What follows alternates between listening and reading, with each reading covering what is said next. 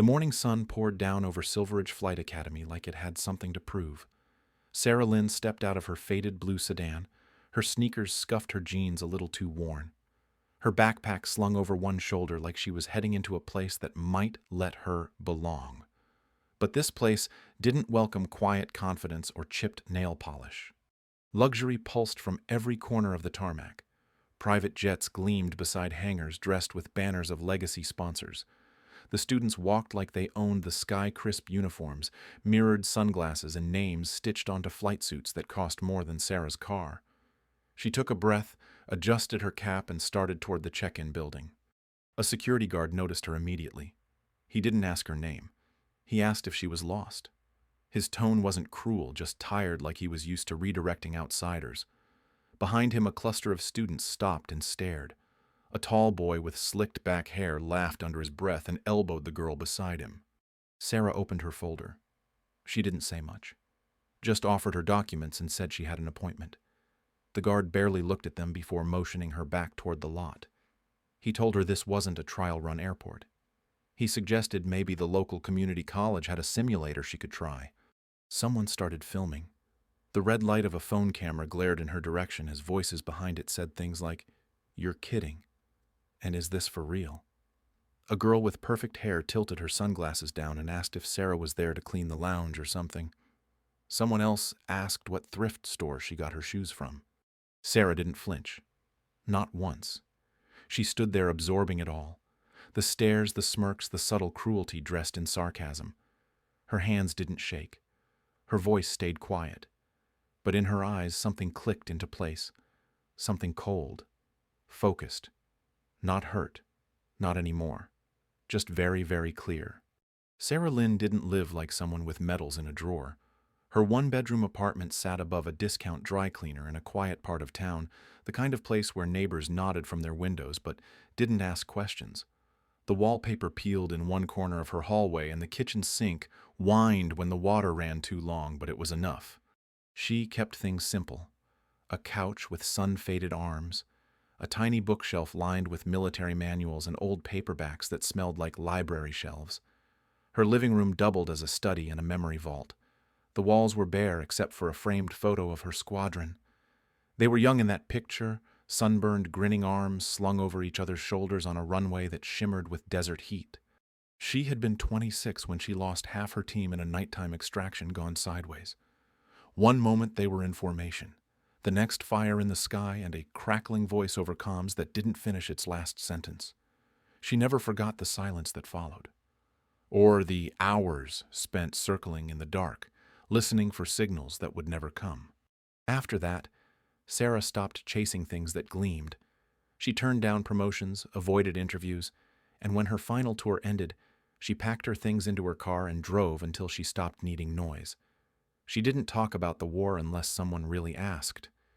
And when they did, she only said that she flew. No one needed to know about the nightmares or the weight she carried into every new morning. At 38, she had the stillness of someone who had survived too many storms. Her strength wasn't loud. It didn't shout in a room or command attention. It lived in her eyes, in the way she moved without hesitation and listened more than she spoke. Each morning she brewed her coffee in silence. She ate the same breakfast.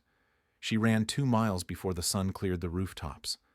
Her car was older than some of the students at Silveridge, but she knew its sounds like a friend's voice. The engine groaned on hills and the windows stuck in summer, but it never let her down. She had chosen to try civilian aviation, not because she needed the thrill again, but because flying was the only time her mind felt clean. It was the only place where the weight lifted. The skies didn't ask about money or past mistakes. They only asked if you were ready. She knew entering that world again wouldn't be easy. She didn't have corporate connections or a last name that turned heads. But she had hours in the cockpit. Thousands of them. She had flown in blackout conditions during sandstorms, and once with a cracked windshield and a co-pilot bleeding out beside her. She didn't need their respect, just a chance. Her apartment didn't hold much, but in the closet was a black case lined with foam. Inside rested her flight helmet, clean, intact, and waiting. She hadn't touched it in months. The weight of it still felt like home. Sarah wasn't interested in fame. She didn't want applause or sympathy. All she wanted was one clean shot to prove she hadn't forgotten how to fly. And if they wouldn't let her in through the front door, she'd find another way to get back in the sky. Silveridge Flight Academy didn't just teach people how to fly. It curated them. Every corner of the campus felt manicured as if someone had personally approved each blade of grass and every glint of sunlight off polished fuselages. The main building looked more like a boutique hotel than a school. Inside, marble floors stretched beneath ceiling-high windows that framed the tarmac like a showroom. Students moved with easy confidence through leather lounges and brushed steel corridors, most carrying monogrammed gear or designer duffels with their names stitched in gold. This wasn't a place for dreamers. It was a machine built to reinforce legacy. Most of the names on the student registry belonged to sons and daughters of CEOs, military brass, or aerospace founders. Connections weren't optional. They were the currency. The aircraft here gleamed like they'd never seen bad weather. Every jet was spotless, equipped with tech that would make a commercial pilot blush. Hangars were lined with flags representing corporate sponsors, many of whom had family ties to current students. Even the cafeteria looked staged. Smooth jazz played over a sound system you'd expect in a high-end spa, and the lunch options were more gourmet than functional. Lobster rolls, avocado toast, and espresso machines imported from Europe. No one brought food from home. No one needed to. The lounge space was where status was most obvious. Screens showed live stock tickers and news feeds, though few students paid attention. They were more focused on their phones streaming curated pieces of their elite lifestyle to growing online audiences. Some had media managers before they had solo flights. Instructors were just as polished. Most had come from corporate aviation backgrounds or had spent their careers consulting for luxury air travel brands. They carried themselves like executives, rarely raising their voices, their authority woven into their resumes and their ties. There were no bulletin boards cluttered with notes or job postings, no signs of financial aid flyers or shared housing notices. Everything about Silveridge suggested that if you had to ask how much it cost, you didn't belong here. And into this world walked Sarah Lin. Quiet. Alone. With a resume built on classified missions and combat landings, standing beside students who had never flown outside clear skies or without parental funding. The gap wasn't just in money. It was an expectation. Silveridge didn't expect people like Sarah to walk through its doors. It expected them to stay on the other side of the fence. The guard didn't even pretend to check the paperwork. He glanced at the folder in Sarah's hand, then looked her up and down with a smirk that barely hid his amusement. His voice stayed low, almost lazy, as he told her she wasn't on the list, and that Silveridge didn't have time for walk-ins. Sarah tried to speak calmly. She explained she had scheduled her visit weeks ago and had confirmed twice by email. The guard cut her off, telling her the system must have glitched, then added that the academy wasn't a charity and didn't make exceptions.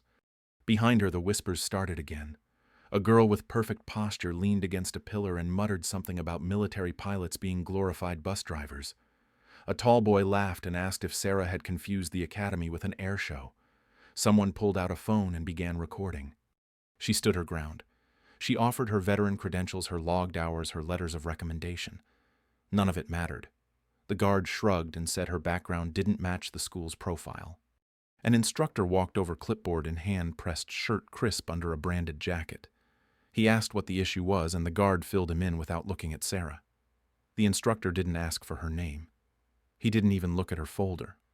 He just said that their program had limited seats, and they prioritized candidates with strong civilian aviation ties.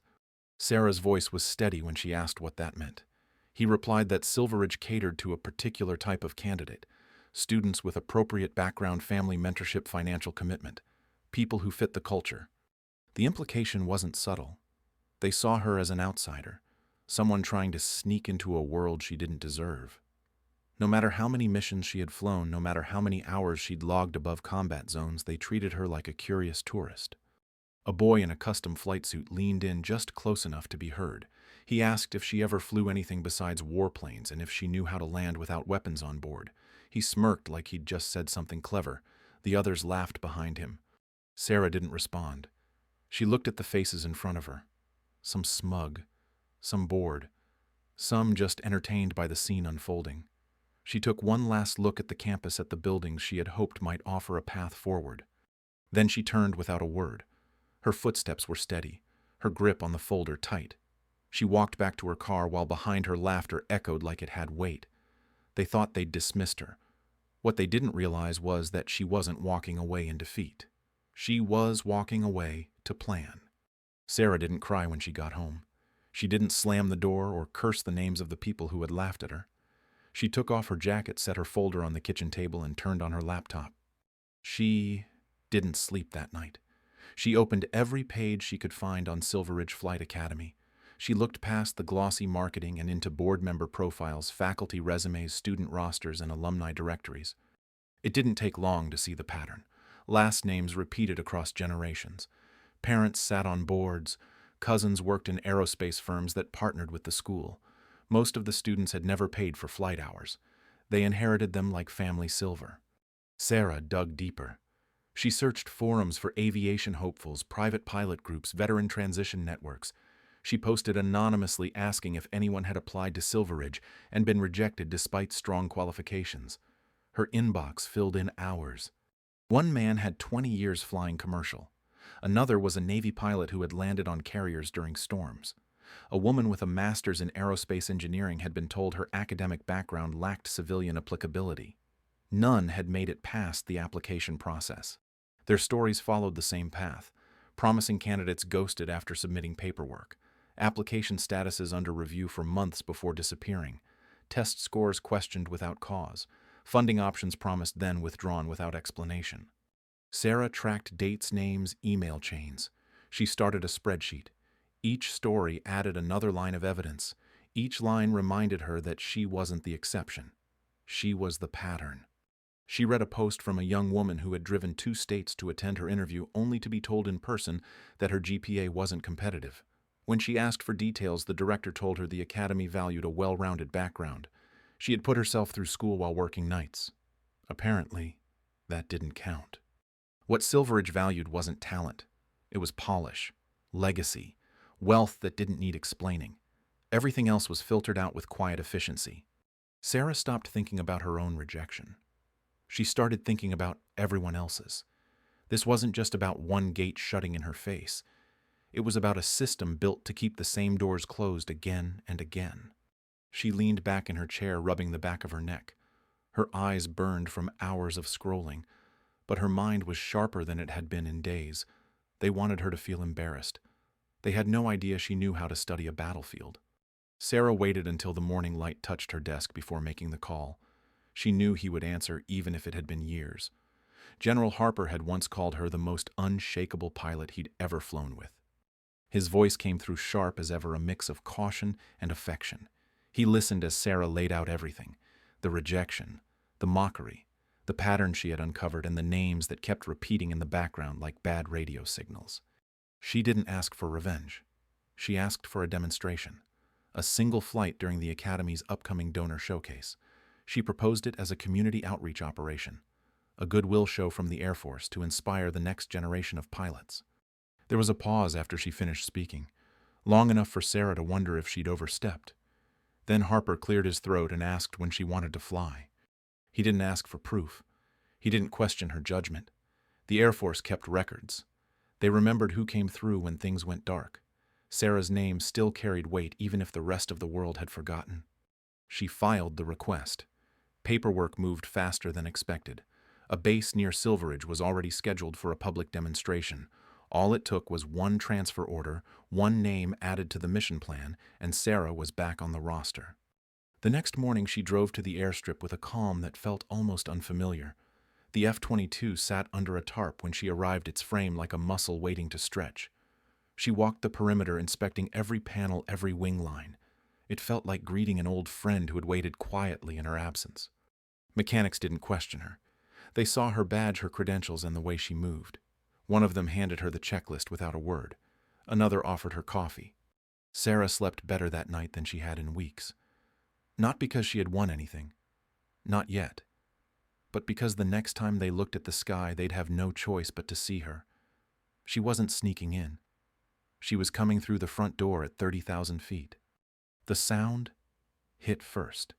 A deep rolling thunder that made the champagne glasses tremble in donors' hands and silenced the chatter on the lawn. every head turned upward as the sleek gray shape of the F-22 sliced through the sky like a blade drawn clean. It moved with a grace that didn't match its power banking low over the tarmac, before climbing into a tight roll and looping back. The Silveridge crowd stared in silence, students frozen mid-pose, instructors squinting past sunglasses, and guests shielding their eyes from the sun just to follow it. The roar echoed across the hills as the jet aligned with the runway. Phones came out. Whispers spread. No one recognized the pilot's call sign. The Academy's air traffic hadn't listed this arrival. Someone muttered that this had to be military, but no one was sure why. Even the staff stood still, unsure whether this was a mistake or something they'd forgotten to approve. The landing was sharp and controlled. No wobble, no drama. Just wheels touching pavement with surgical precision and a brief spray of smoke. The jet slowed as it rolled past the Academy's lineup of private trainers, dwarfing them with its sheer presence. Its canopy stayed shut. Its presence said everything. A small crowd began forming near the runway gate. Tyler stood among them, his hands shoved in his pockets, his jaw clenched. He had never seen this model up close, let alone watched it fly from less than 100 feet away. Behind him, the girl who once laughed at Sarah stood, without a word, sunglasses hanging forgotten from her hand. The jet's engine finally quieted. The silence that followed felt like pressure. A pause in the room before someone says something that changes everything. No one moved. Everyone just watched as the canopy hissed open, and the pilot inside reached up to release the latch. Even then, no one guessed. They couldn't. Their world didn't include people like Sarah at the center of anything. But the shape of her helmet, the way she moved as she climbed down, the unmistakable confidence in her posture, it all started to register. Not loudly, slowly, uneasily. She touched the ground like it belonged to her. Not like she had arrived, like she had returned. And in that moment, every person on that field knew something had shifted. They just didn't know how far it would go yet. The hatch lifted with a soft release of pressure, and Sarah climbed down the ladder one step at a time. Her boots hit the tarmac with a solid thud, the only sound in a field that had gone breathless. She removed her gloves slowly, then reached up and unclipped her helmet. The moment her face appeared, everything stopped. The laughter from days ago, the dismissive glances, the whispered jokes, they all crashed into silence. Tyler's eyes locked onto her confusion, giving way to something harder to hide. Mr. Harrison took a half step forward, his hand tightening around the clipboard he no longer needed. His mouth opened like he wanted to say something, but nothing came out. Behind him, instructors stared in disbelief, caught between denial and the truth standing in front of them. Sarah held the helmet under her arm. She didn't smile. She didn't speak yet. Her presence did all the talking. She stood steady, calm, not daring them to react, but refusing to flinch. Black SUVs rolled in near the hangars. Doors opened and two officers in dress blues stepped onto the tarmac. Air Force emblems shimmered in the sun. They walked with quiet authority, eyes already scanning the field heads, giving small nods toward Sarah before approaching the stunned faculty. One of them introduced her properly. Not as a guest. Not as a civilian. As Captain Sarah Lin, decorated combat pilot, former squadron leader, recipient of 3 commendation medals and 1 classified mission ribbon. Her full record had already been circulated. Everyone with a clipboard now had it in their inbox. The donors didn't know where to look. Some of them murmured about community partnerships. Others shifted uncomfortably, suddenly realizing they hadn't applauded the landing. Sarah finally spoke. Her voice was low and clear. She said she'd come to demonstrate the kind of skill the Academy had chosen to overlook. She said talent didn't always wear a brand name or carry legacy. Sometimes it walked in quietly, wearing old boots and waiting for someone to look up. Mr. Harrison nodded, his face unreadable, but his posture sagged under the weight of what he couldn't deny. Tyler looked down. The same shoes he mocked days before now stood in front of a jet he could only dream of flying. Sarah didn't need them to clap. She didn't need them to apologize. Her message was already written in the sky behind her, in the engine's trail, and the stunned silence of a room that had once laughed her off the field. By the end of the week, the papers were signed. Sarah had partnered with a group of veteran-friendly investors and bought into the controlling share of Silveridge Flight Academy. It wasn't a revenge play. It was a correction. The first thing she did was meet with the board. She presented her findings, the documented rejections, the patterns of exclusion, the names tied to every deliberate dismissal. Then she relieved Mr. Harrison of his duties. No fanfare, no long explanation, just accountability. 3 other department heads stepped down within days.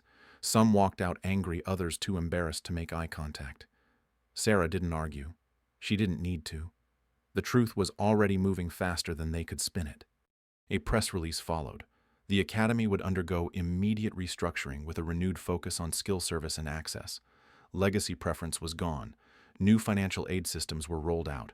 Admission interviews would be blind to background and last names. Faculty meetings felt different now.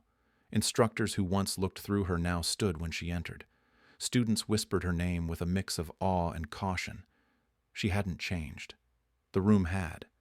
Tyler was called in next. He arrived late, posture stiff, still clinging to whatever pride he had left. Sarah handed him a printout of his recorded remarks from the day she was mocked on the tarmac. She didn't yell. She didn't shame him. She told him he would apologize in person, not for her, but for every future student who didn't look the part. He would also complete 80 hours of community service flying supply runs to underserved flight schools across the state. He agreed quietly. No attitude, no excuses. The cameras caught the moment and it spread quickly online, not to punish him but to show that the culture had changed. The Academy's website updated its mission statement. The front page no longer showed high-gloss jets and trust fund smiles. It showed a woman in a flight suit standing beside a chalkboard in a free flight clinic. It showed real pilots, from real places. Sarah didn't smile much through it all. She wasn't chasing gratitude. She was doing what needed to be done. The place had trained pilots for decades. Now it would train them for the right reasons. The gates of Silveridge opened that fall to a crowd it had never known before. Kids from rural towns stepped off buses beside veterans in second-hand jackets. Single moms, first-generation students, and late bloomers who had been told no too many times walked through those same marble halls without apology. Gone were the silk banners celebrating corporate sponsors. In their place hung portraits of trailblazers, unsung heroes, and alumni who had carved their own way without privilege. Flight suits now came in every size, shade, and background, stitched with names that weren't whispered in country clubs, but carried weight just the same. Classrooms filled with voices that spoke with different rhythms. Instructors adjusted, some learning more in those first few weeks than in years of teaching. Students leaned in, asked questions, made mistakes, and flew better for it. The lounge didn't echo with gossip anymore. It held conversations about wind speeds, engine behavior, and the best view from 10,000 feet. Tyler didn't disappear. He stayed. At first quiet and awkward, unsure where he fit in a world that had shifted around him. But over time he grew into the version of himself Sarah had once believed he could be. He spent weekends mentoring at public school aviation programs. He showed kids how to read cockpit instruments using cardboard models and flashlight tricks. One boy asked him what rich people were like, and Tyler just laughed and said, "Real pilots earn their wings in the air, not at dinner parties." Sarah watched the school settle into its new rhythm. She walked the halls in jeans, nodded at students who didn't flinch at her presence anymore. Some asked her to tell stories. She did sometimes. Other times, she just listened. Silveridge wasn't perfect. It still had a long way to go. But now it moved with intention. Now it knew the cost of getting it wrong. And more importantly, it had started to understand the value of getting it right. Every new pilot who stepped off the training field knew they belonged not because of where they came from, but because of what they could do.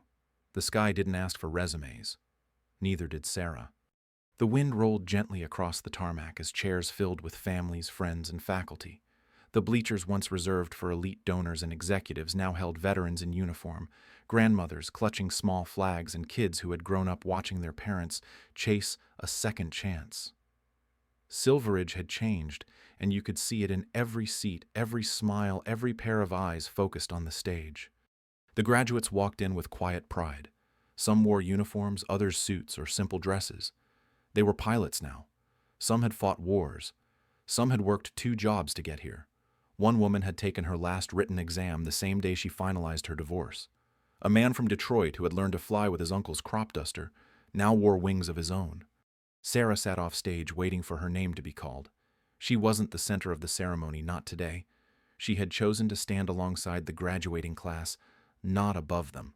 When her time came to speak, she stepped to the podium with her speech folded in her hand, though she didn't need to look at it. She looked out at the crowd, at the families sitting in lawn chairs and the kids wearing ear protectors shaped like clouds, at the staff members who had stayed through the storm and the new ones who had joined because of it. She spoke of the first time she stood on that same tarmac wearing those same worn shoes and how nobody saw her then. She spoke of what it meant to be underestimated, to be told no in 1,000 quiet ways, and how every no she had ever heard had shaped her into someone who no longer waited for permission. She paused, letting the wind carry her silence. Then she smiled, small but certain, and told the crowd that legacy wasn't something you inherited. It was something you built, and that every single graduate on that field had built theirs from scratch. Tyler stood near the back of the stage, his shoulders square, his eyes steady. He had spent the last year earning back what he had almost thrown away. He didn't try to outshine anyone. He clapped for every name. He shook every hand. Mr. Harrison was there too. He wasn't in charge anymore. He had stepped away quietly, choosing not to make a scene. But he had asked to attend to see what the academy had become. When Sarah spotted him in the crowd, he nodded once. It was the kind of nod that said he understood. After the speeches, after the diplomas and cheers, Sarah stood in the middle of the tarmac while families gathered for pictures. She watched as a grandfather from Arizona hugged his granddaughter, the first in their family to wear wings. As a single father lifted his son and whispered that this was just the beginning. She thought of the ones who had never been given a chance to reach this moment, the ones who had quit, who had burned out, who had never applied because they assumed the answer would be no. This graduation wasn't just for the students who crossed the stage. It was for all of them. The sun dipped low as the ceremony wrapped. A plane took off in the distance, its nose rising into gold and blue. The sound faded, replaced by the quiet hum of people packing chairs and folding memories into pockets. Sarah lingered a little longer, not as the owner, not as the woman who had made headlines or changed policy, but as a pilot, as someone who still looked at the sky the same way she did when she was a girl staring up from a cracked sidewalk, wondering if she'd ever get to touch it. The world didn't always open its doors, but sometimes you could build a new door, bolt it to the side, and make sure it stayed open for everyone else who came after. That was the legacy she left behind, not just flying, but clearing the runway. If you've ever been overlooked, doubted, or told you didn't belong, this story is for you. Share it with someone who's chasing something big while carrying something heavy. Because what you've been through doesn't make you less worthy. It makes you ready. Excellence doesn't wear a label. It shows up in the quiet work, in the hours no one sees, in the choice to keep going anyway. Remember this. The sky doesn't care what you look like. It only asks if you're ready to fly.